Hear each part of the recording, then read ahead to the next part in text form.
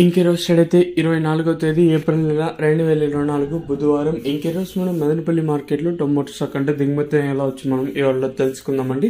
అంటే దిగుమతి నేడిపైన ఎక్కువగా వచ్చిందా లేదా తక్కువగా వచ్చిందా వీటన్ని ఎవరిలో తెలుసుకుందామండి. తెలుసుకునే ముందు ఇంకా మన ఛానల్ సబ్స్క్రైబ్ చేసుకోలేదు, ఇంకెందుకు ఆలస్యం ప్లీజ్ లైక్ ప్లస్ సబ్స్క్రైబ్ చేసుకోండి. ఇంకా విషయానికి వస్తే తెలిసిందే కదా, మదనపల్లి మార్కెట్లో సుమారుగా 29 మండీలు ఇంకా 31, 32, 33 అయితే ఉన్నాయి. ప్రస్తుతానికి అయితే కేవలం కొన్ని మండీలకు మాత్రమే దిగుమతులు అయితే వస్తున్నాయి.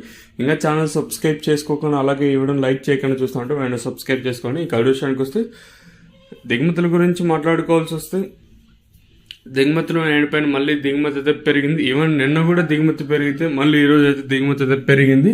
రోజు రోజుకి మళ్ళీ దిగుమతులు అనేది పెరగడం స్టార్ట్ అవుతున్నాయి. సో నిన్న అవతల మొన్న అంటే రెండు మూడు రోజులు దిగుమతులు చాలా తక్కువగా వచ్చాయి. సో మళ్ళీ 2-3 రోజులు ఇంకా మళ్ళీ దిగుమతులు అనేది పెరుగుతూ ఉన్నాయండి. సో నిన్న దిగుమతి పెరిగింది, అలాగే మొన్న దిగుమతులు అయితే పెరిగాయి.